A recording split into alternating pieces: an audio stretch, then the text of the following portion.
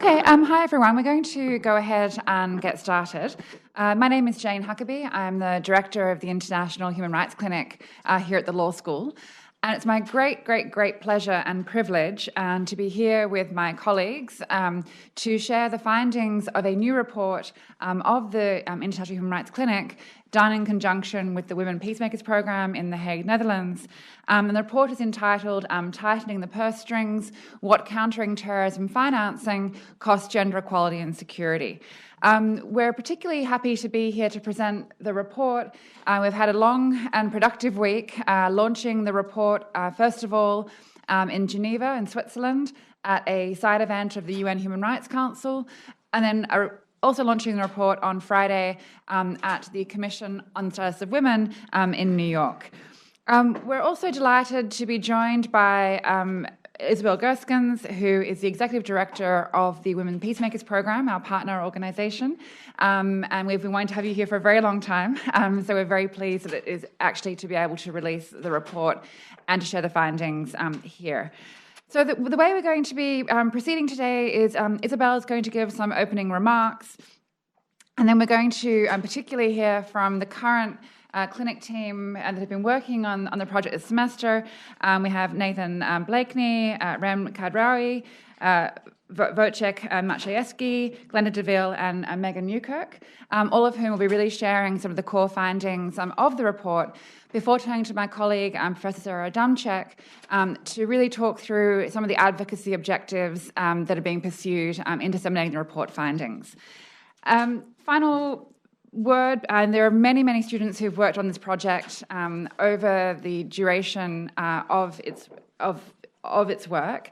And I want to mention those students who are presently at the law school who were working on the project: Cindy Lee, Eleni Bax, Kahilia Shaw, John Epling, Cameron Hamill, and Christine Ryan. So again, this report would not have been done without your incredible work, and we particularly want to acknowledge your efforts in that regard.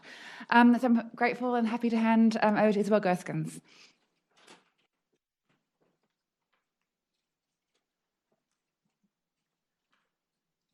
Thank you, Jayne, and thank you, everyone. I'm really honored to be here. We've had a very exciting week, and it's been an exciting year overall. You've been really great partners, and for activist organizations like ours, working together with academics is really key to be successful in our advocacy.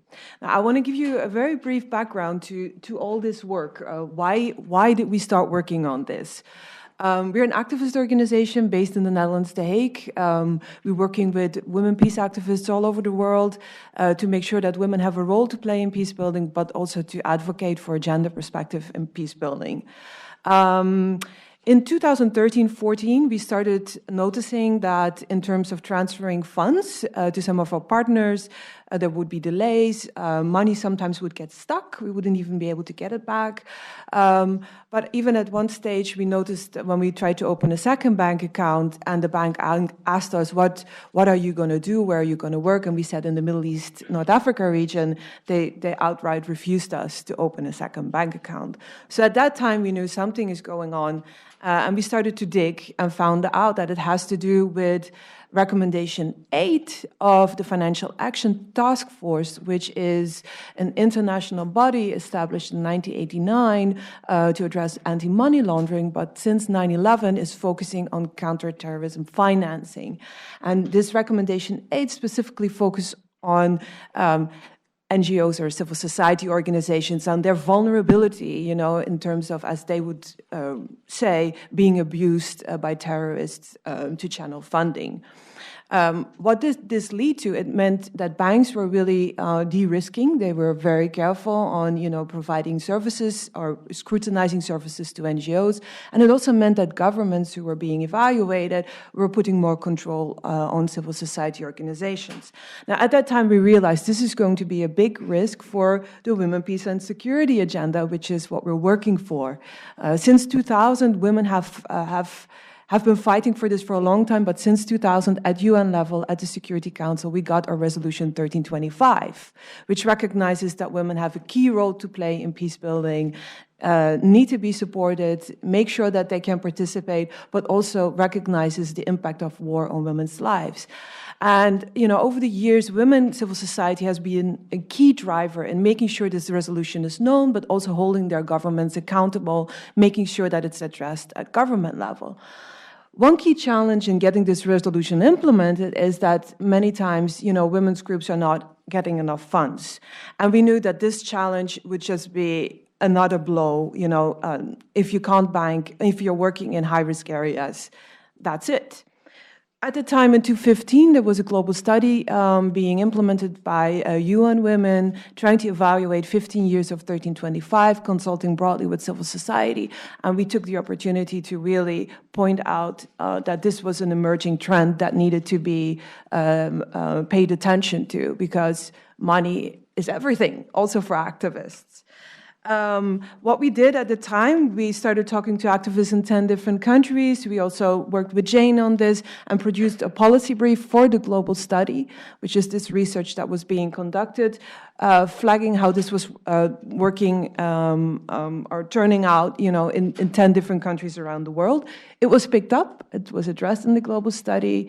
The Secretary General addressed it in his report on 1325. And there was even a new resolution passed just shortly after resolution, United Nations Security Council Resolution 2242, which is merging the Women, Peace and Security agenda and the PCVE agenda.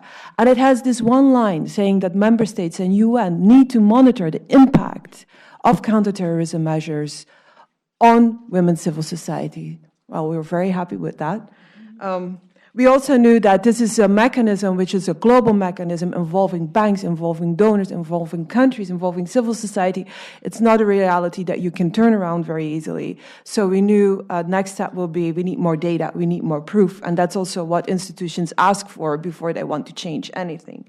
So this is how we got into doing the research together with Duke International Human Rights Clinic, where WPP took upon the role of interviewing 60 women's rights organizations who are working over 61 countries around the world on women's rights, human rights, peace and security. And Duke has been doing an excellent job talking to financial institutions, to banks, to World Bank, to donors, to government representatives. I just want to stop here and really go into the impacts of, what are the findings. But again, I want to really say, for activists being stretched, we have access to people in the field, but we don't have the time, we don't have the funds, we don't have the expertise to go and dig and go into the facts. So I think this is where these collaborations are just so much needed, so much valued, and from that we can really do some excellent advocacy and change lives of people around the world. So thank you so much.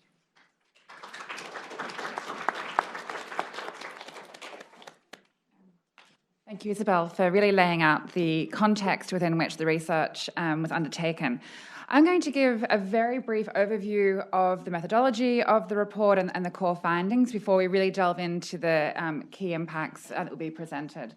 So the report, as Isabelle mentioned, looks at how do these rules that are designed to counter terrorism financing, so these are rules that are about sanctioning and freezing of assets, domestic criminalisation, bank de-risking practices, how do they actually trickle down and impact on legitimate women's rights organisations, on women's rights organising and gender equality?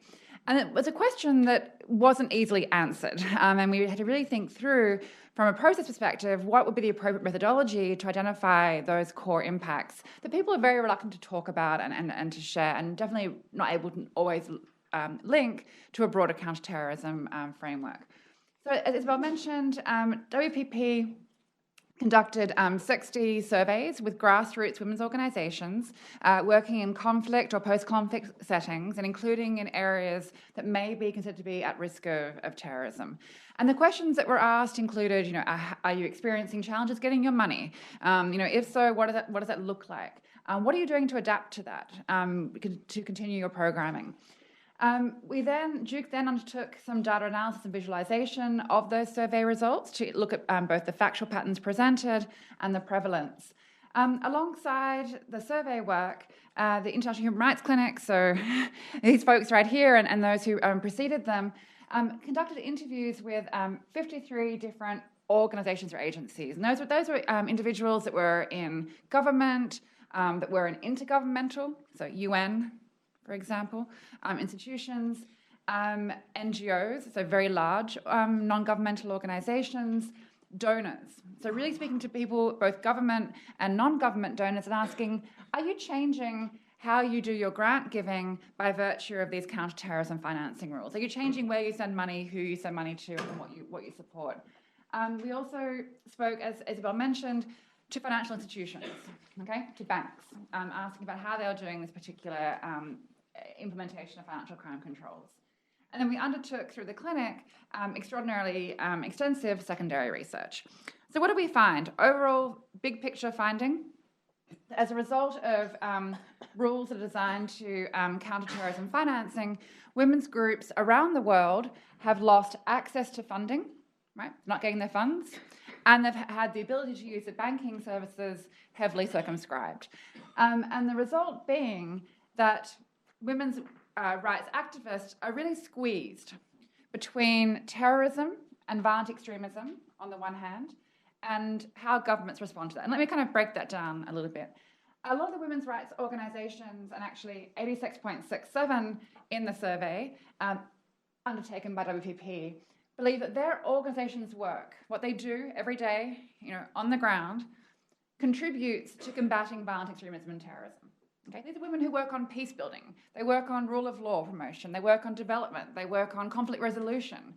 One group in our survey was working on running a secular education in ISIS-controlled areas. Okay? These are women's rights groups that contribute upstream to making more healthy, stable, peaceful, resilient communities.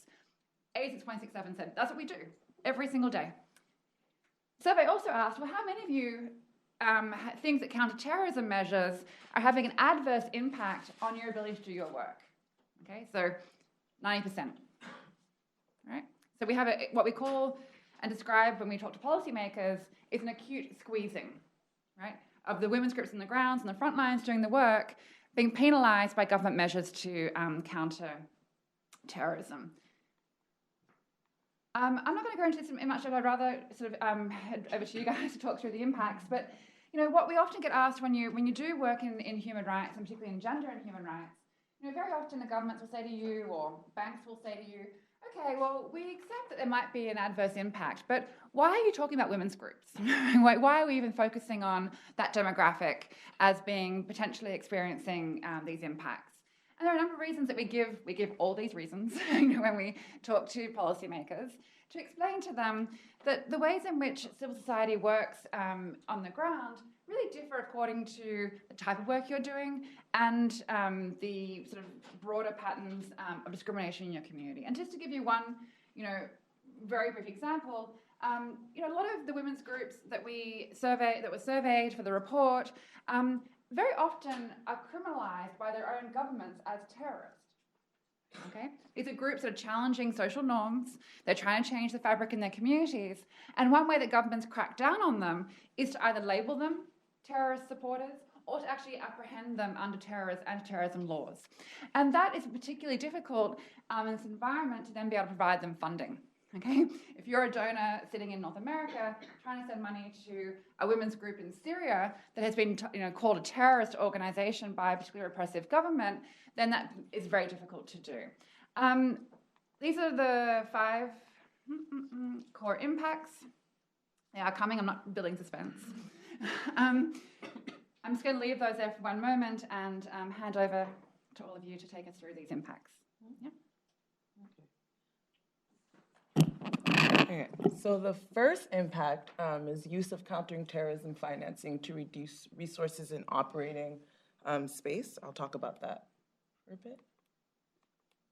Okay, so as Jayne was saying before, CTF rules, counterterrorism financing rules, have a variety of impacts on how women organize. And one of them is prohibition to accessing funds, which reduces resources in operating spaces for women. And this is quite significant for these groups because these groups already are very limited in the resources that they already have by nature of the type of groups they are, right? So they're small women's organizations, so they're already limited in the type of in money, and they're also not as resilient. So these impacts really hurt them in ways that they don't hurt other women's groups by nature of them being small-sized women's organizations. So some of the rules require these groups to obtain government approval before receiving funds. Some of them outright just prohibit them from accessing funds altogether. And then sometimes these women's groups are, as Jayne said before, they're stigmatized or labeled as terrorist groups, which is really ironic in a lot of ways because these women are working on issues to counter terrorism in the spaces that they're operating. So we found, for instance, 48.33% of respondents said that CTF impacted their access to funds, and then 41.67% did not apply for certain needs and grants for funds because of the rules. And then 16.67% refused grants due to CTF compliance demands. And these numbers, again, are quite significant due to the nature of these groups. So say these groups already don't have a lot of money, and then they are choosing not to apply for grants because of fears of how the rules will impact them, or because they're already being labeled as terrorist groups that that they're afraid that they will contravene one of the rules. And so this further impacts their ability to organize in these spaces, especially because they're doing really important women's organizing work in these areas. So that's the first impact.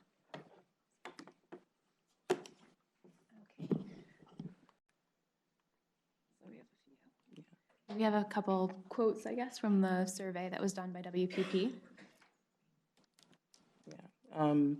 Yes, a few of the women speaking to what I was just talking about. So the first quote, as the definition on who is a terrorist is often very vague, we are always in danger of being accused of supporting terrorists. With the rise of ISIS, this will become even more complex in our region. Counterterrorism policy needs to acknowledge our resistance to terrorism as activists and communities. We are all seen as one right now. We're all lumped into the same box. I believe counterterrorism measures are going to be used as a blanket excuse to step away from supporting the grassroots organizations. This has a gendered impact, as many grassroots organizations are led by women.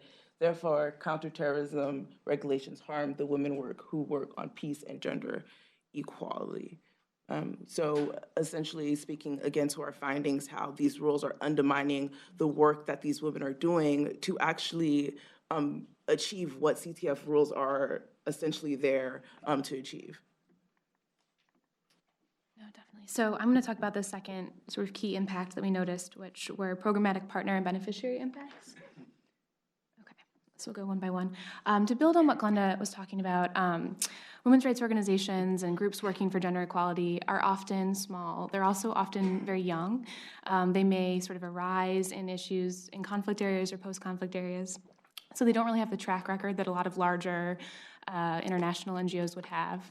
And they also are very reliant on foreign funding, and this sort of relates to what Jayne had mentioned in terms of them sort of working to change society. They may not be liked by their governments necessarily, so that really requires these groups to look abroad for funding, which is particularly problematic with counterterrorism financing framework generally. So that results in limited funding and the sustainability of these organizations, particularly in areas that are at risk. So whether that means post-conflict or potentially under terrorist control. And so the fact that these organizations have limited funding, the sustainability is in question, and particularly that they have reduced operating space, their beneficiaries are also being affected. Generally, they will particularly just across the board, I mean, if the beneficiaries of these organizations are often women and girls, they're going to be negatively impacted by less programming and by reduced funding.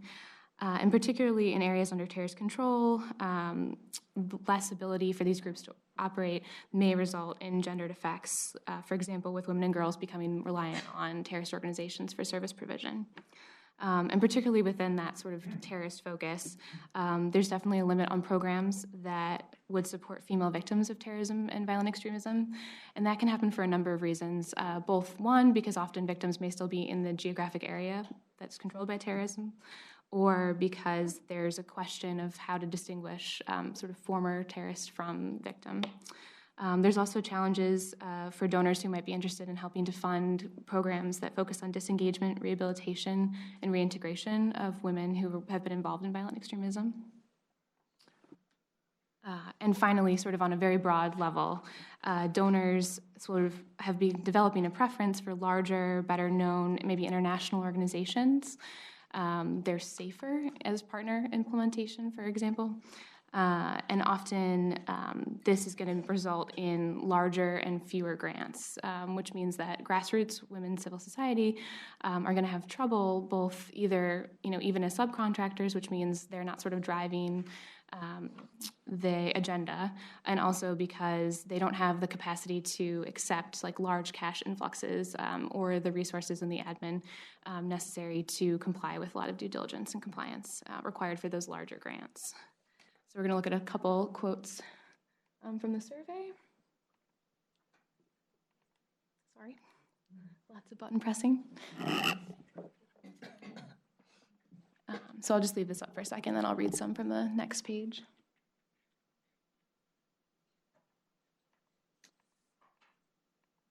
Okay. We work in areas under ISIS control with women who provide secular education to children to counter the ISIS-run schools, but donors do not want to support any projects in ISIS-controlled areas. That endangers the sustainability of the small community-run projects, which are very much countering terrorism and extremism. Especially U.S.-based donors have stopped their support as it is made illegal by the U.S. government to support anyone financially in those areas. So that's from a women's rights organization working in Syria. And then it's killing our work and the terrorists still get their money. They find their way, from an organization working in Nigeria.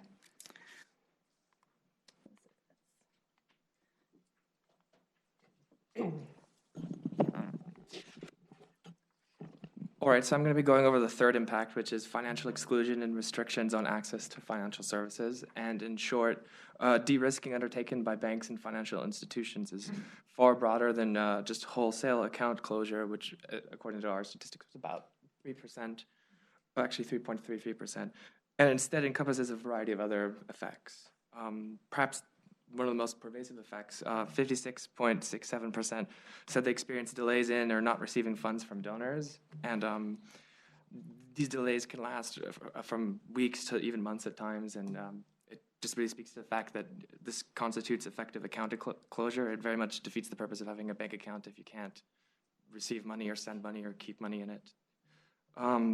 Also, 56.67% have experienced requests for project information from banks before fund release. I think that could very much implicate privacy concerns if the bank is asking about what you're going to do with your money and what projects you have. That's a huge concern. Thirdly, 50% have said they've experienced governmental limits on the transfer of their funds. Additionally, 30% have experienced refusal of banks to transfer cash to other countries. This is a pretty concerning fact. Many of these women's groups work across multiple countries. They're not just based in one place. Fifthly, 26.67% have experienced requests for information from security and intelligence agencies. Once again, this is a huge privacy concern. Some of the questions they've been asked can encompass things such as like donor contracts, donor lists, what are they going to do with, what do they want to do with their project funding. Additionally, 16.67% have experienced the refusal of banks to open bank accounts for their organization. So this is pretty much the idea of constructive account closure. So whereas maybe, as you can see here, 3% of banks close account, if your bank account will never be opened, that essentially has a huge financial cost as well. And then 16.67% have also experienced other issues with the transfer or receipt of their funds. And then lastly, as been intimated earlier, 3.33% of bank accounts have actually been closed. And then I think we have some.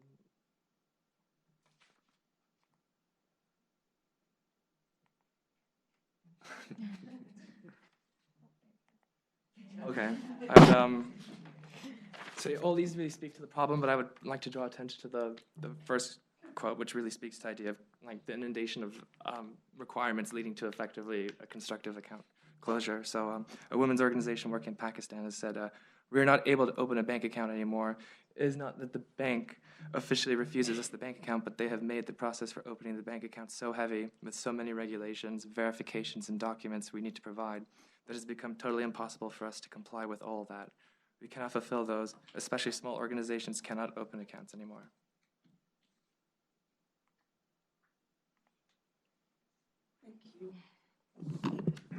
So I will go into the fourth impact, which is the prohibitive cost of due diligence and other administrative burdens.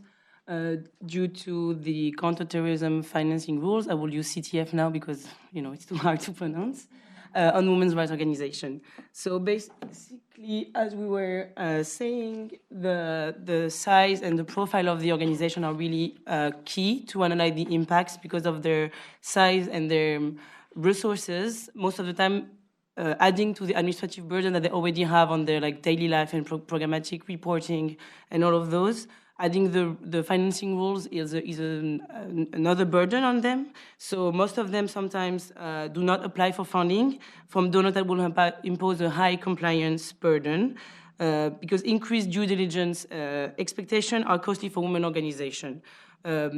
For example, that will also impact on the choice that they make as grantees, the program choices. They will go for something that is less administratively heavy on them. They are most of the time accountable to a various range of actors. So, for example, one of the key number was 85% of the women's organization have experienced an increased demand on their organization. And most of the time, it's about administrative work. And the working hours that you put on administrative work is working hours that you will not put on programmatic work, which is a cost that is heavily crucial in zones where the work of civil society organization is so key to maintain peace building and community mobilizing. So that's why those particular women's organizations that are working on zones that are at risk should not be victim of another administrative burdens. And also, all civil society organizations, including women's rights organizations, are accountable to donors, government, and banks. So they have to comply to several administrative reporting. So as you can see, when the organization that we surveyed answered that these demands were coming from donors for 61.67%. They're the one giving the money, so they're the one they are going to be accountable the most because they need to keep that money for the years coming. And when you're working in zone at risk, it's really sometimes hard to get that money for women's rights. Then there is government, so the state they are working in, it's 58.33%. The one that are actually applying the rules on CTF. And then, of course, banks, 36.67% is mostly taking care of their accounts. They're getting the money from outside the countries. And adding on all of those actors that they are accountable to has an impact on the work that they're doing on the field and on the ground. So that was one of the key impacts.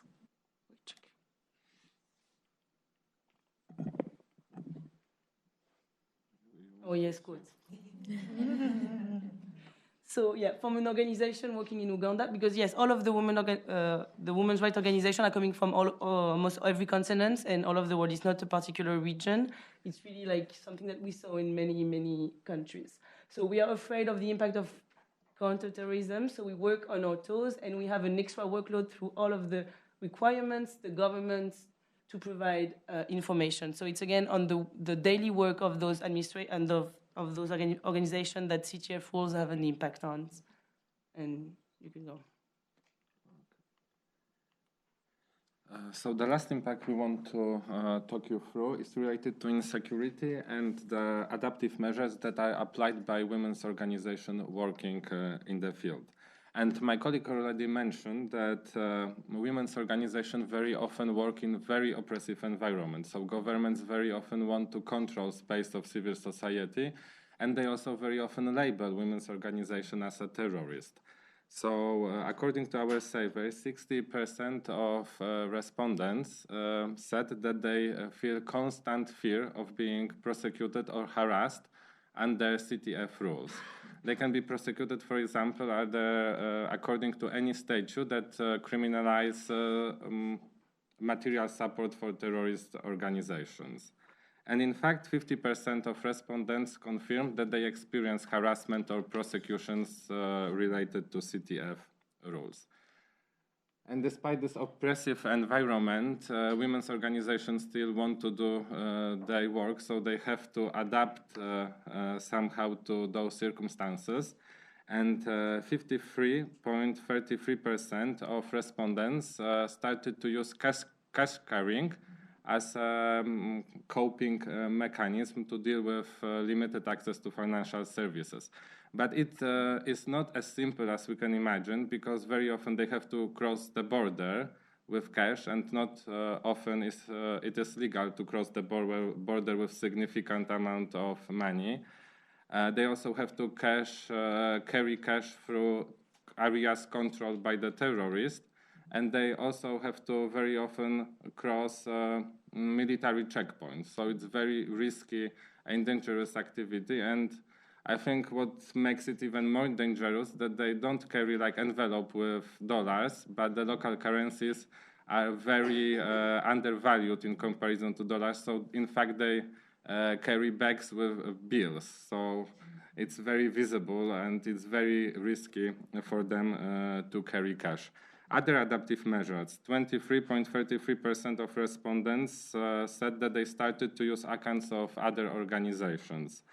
18.33% started to use other adaptive measures, and in this basket we put using Western Union transfer, but those transfers are also scrutinized, so they are not always available for women's organizations. Other adaptive measures, for example, borrowing money from family, friends, or other institutions, or for example, avoiding registration as a non-profit organization. It turned out that in many regions, it's much easier to get access to financial services when you are registered as a limited liability company or trust. So many NGOs decided not to register as an NGO, but to register themselves as a company. 60.67% started to use foreign but private bank accounts, and 50% of respondents reported that they started to use domestic accounts of family or friends. And I mentioned that carrying cash is very risky and dangerous, but using other adaptive measures is also related to certain risks, and those risks combined together with this constant fear of being prosecuted and harassed, it altogether has tremendous impact on the people that work in those organizations, and many organizations reported in the survey that people experience burnouts very quickly, and that many people simply leave those organizations after a very short period of time because they are simply unable to cope with the stress and risk. So we are not talking here only about financial impact, but also about very personal impact of every person that is involved in working in NGOs. And we have some quotations from the survey, and I think the bottom one very well describes the situation on which we are talking here, because it's the organization based in North America but working in different countries, and they said that they had discussed many options, like for example cash carrying or using private bank account, and they have the internal accountability mechanism, so they can feel maybe quite comfortable with this. But for all outsiders, for donors, for governments, it's very shabby.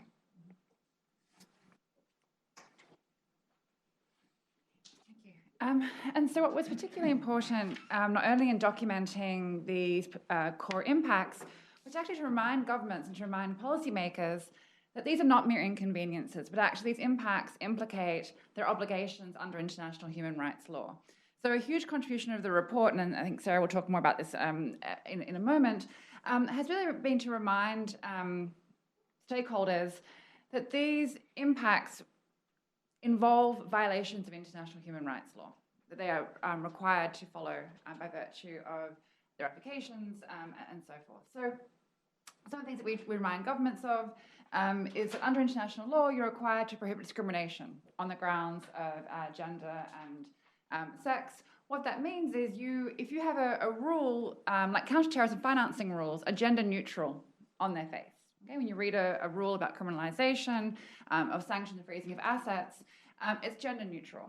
But in practice, the operating environment in which women's rights groups work, as explained by our team, mean that these rules have unequal effects. And under international human rights law, that means you're falling short of your obligations. We also remind governments they need to ensure equality, including in access to financial services.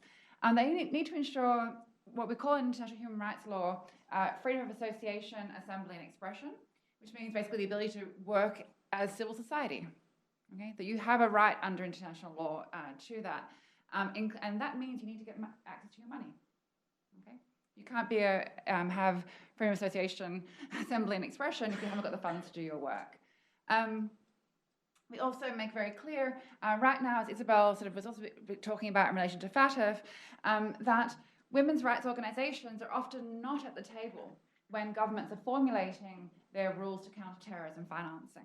And they're not at the table in the making of the rules, they're not at the table in evaluating the rules, and they're not in the table in amending the rules. And so that goes against international human rights law. And again, we remind governments and remind intergovernmental entities that that is a right guaranteed under various treaties. We often hear in this space, and for many of you working in international human rights law, and now and in your future careers, that it's not really the government's problem, it's the banks. Okay, so governments will say, hey, the bank, we can't tell the banks whether to onboard a client, it's their decision making, and then the banks say it's the government's fault because they're making these really hard rules and they're making it very hard to comply with that. And so you have a pointing of fingers at each other. International human rights law does not let you do that. Okay, if it did let you do that, we would have a lot of problems because we have many private actors that impact on your enjoyment of rights. And so again, we talk to banks, talk to governments, and remind governments, you can't wash your hands of adverse back decision making. Okay, you actually have to, if there is an adverse impact, you need to prevent it, investigate, and punish it. Some of the banks in our survey were actually state-owned or state-controlled banks, in which case the obligations on the government itself in that respect, but many were private. Just a few extra things. That basically, you need to give a right to remedy.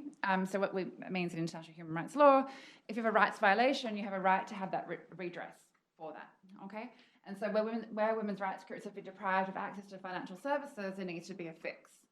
Other obligations I won't go through. This one is particularly important, the second last one.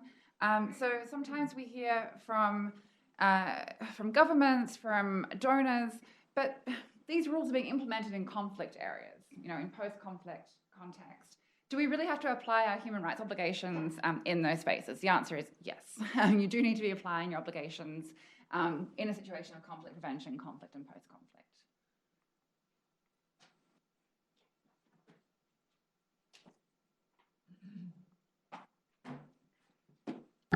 Yeah, so finally, I'll just speak briefly about our advocacy. So unlike other kind of reports you might write for class, for us, the publication of this report is really the beginning rather than the end. The goal of this is certainly not the report in and of itself, but as Isabelle said at the start, to create this evidence base for what we know is occurring, and ultimately to hope to achieve a policy change in these practices. So as Professor Huckerby said at the start, last week this took place in Thursday. We had an event at the UN Human Rights Council in Geneva, officially launching the report, and then quickly got on a plane, and then Friday did a second launch at the UN 61st Annual Commission on the Status of Women in New York. So again, those are one type of advocacy we're looking at.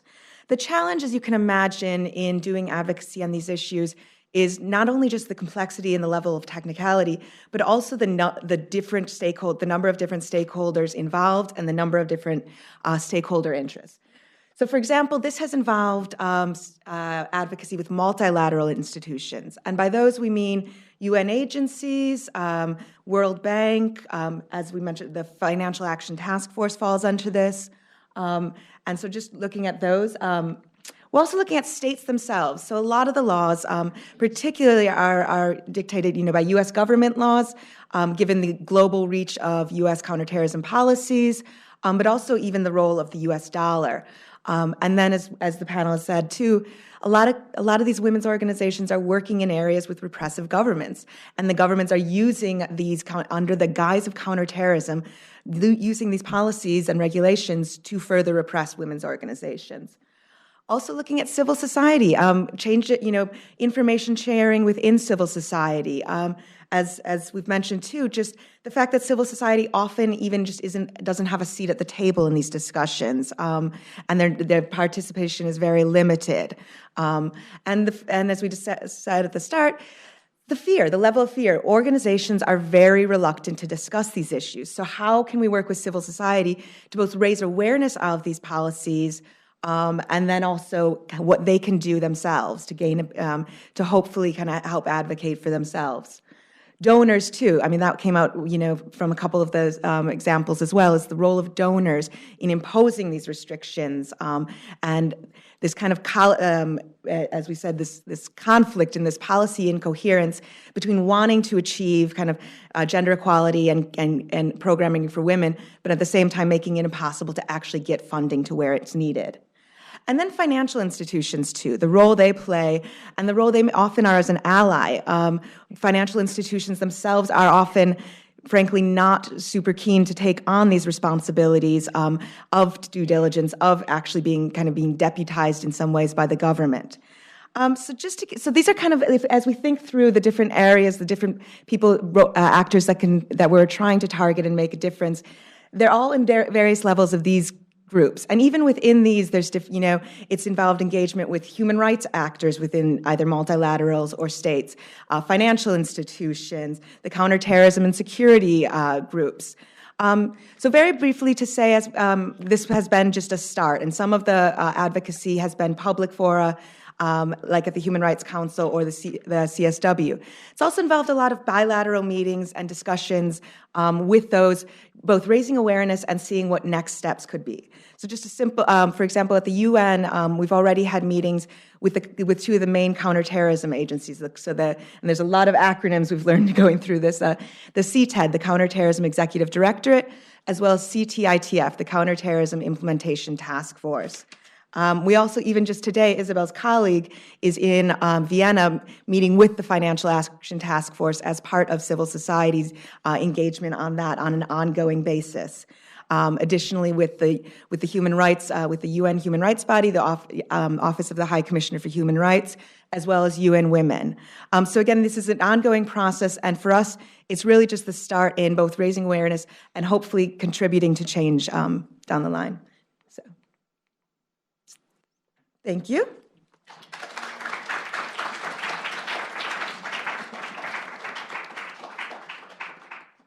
So we actually have some time for Q&A, and we thought it'd be helpful for any questions you may have for the panel about the project, about the report, which I will display, and about the findings, about the advocacy going forward as well. So please, this is a chance for the interaction.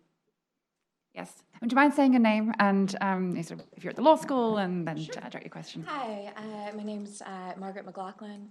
I'm a 1L at Duke Law School.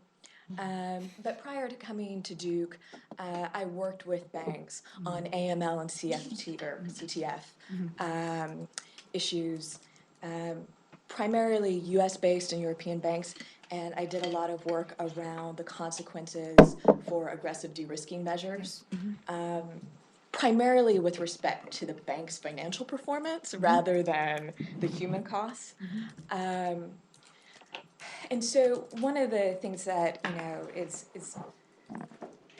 is particularly concerning to banks is how aggressive, in particular, the U.S. government was in enforcing AML and CTF regulations and multi-billion-dollar fines to make it so that there's no business case that can be made to serving certain kind of high-risk individuals, organizations, and geographies. But a lot of there seems to be so much fear on the part of the banks, perhaps warranted, that they develop their own risk weighting methodology that lumps in a lot of characteristics, right, where you would see that these women's-based organizations have. And so I'm wondering, as you think about your future advocacy, where you're focusing your work on, because one of the things that I could see is working with banks and the government to change how they weight or how they assign risk weights to different organizations and carve out certain kinds of exceptions for organizations that at least have the kind of characteristics that these women's-based organizations have. I begin, and then someone else jump in. So this is a really important point, and thinking about, in particular, that the ways in which banks assess risk excludes women's rights organizations. You know, the profile of being small, being in certain geographies.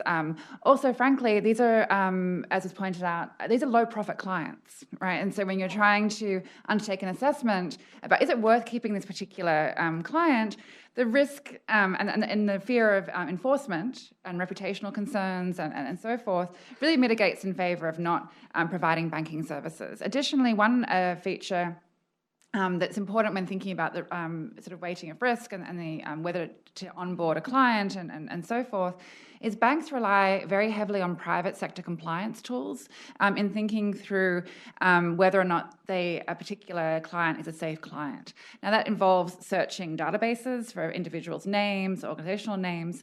Those databases are often populated by open source information. They're not purely government lists of prescribed individuals. So if, for example, there is a blog post accusing a women's rights organization of being a terrorist organization, that populates the compliance tools that banks are using and makes it very hard, again, to think about how they can onboard that particular client.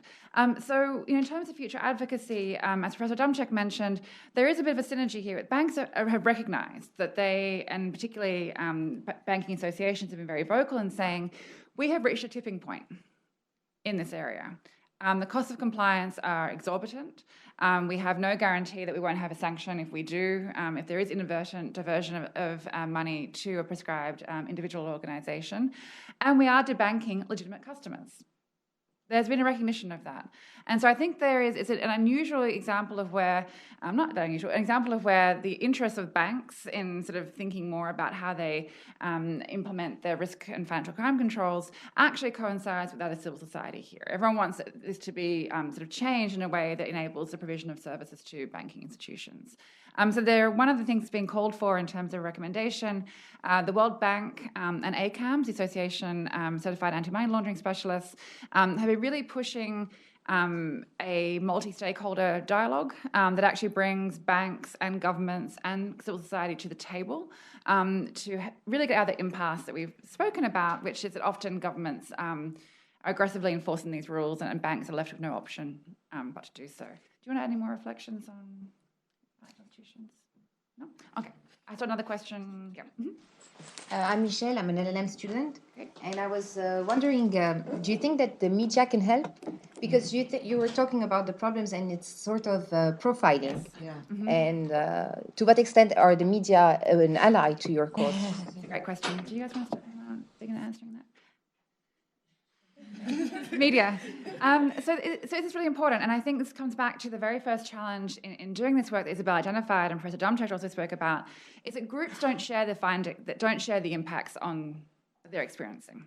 Okay, they don't do that for a number of reasons. They're afraid of potentially facing enforcement action if they talk about carrying cash, for example. They're afraid of their organisation being targeted. If they reveal the extent to which they experience these rules. So there's been a lot of challenges in actually being able to amplify these cases. So when WPP did the survey, it had to be anonymized. It had to be not online, right, which affects sort of the scalability of the research you're undertaking, because groups were just very scared about this information being made available. And so the media is a really critical ally in terms of being able to amplify those stories. The challenge is always, when you do this very sensitive work, is finding ways they can do that without necessarily putting people in jeopardy, right? And that's why this study has been, there's a lot of attention to the study from the media, but really trying to think through how can we best explain these patterns and provide a voice and sort of amplifying these stories in ways that don't cause challenges. I would say one challenge on media can be, and this is what you'll find, again, in any sort of work that you do, it's a highly technical area. It's really technical. And when you're trying to explain really the counterterrorism financing rules and trying to explain impacts, it can be a little bit tough to, have that be reduced to a very clear, simple message. And so I think there are some journalists who are very good at that. There's some folks at the Wall Street Journal who are doing a lot of work on this, but it can be an area that's kind of hard to get the stories that concretize it and to explain it, but you're totally right, it's a key ally going forward. Isabelle and Professor Adamczyk. Yeah, and I think also it's really important when you talk to ordinary citizens. How are you going to explain this? If the message is small civil society is hit by counterterrorism financing, nobody cares. So it's really, you need to really explain why are these groups so important? How is this actually endangering all of us more? Because we have very progressive people losing their lives in conflict zones, trying to solve conflict, trying to influence the future politics. If you don't have these groups anymore, and at the same time, as was said, terrorist groups are still able to get their money, there's no internal challenging. That will not only upset the local dynamics,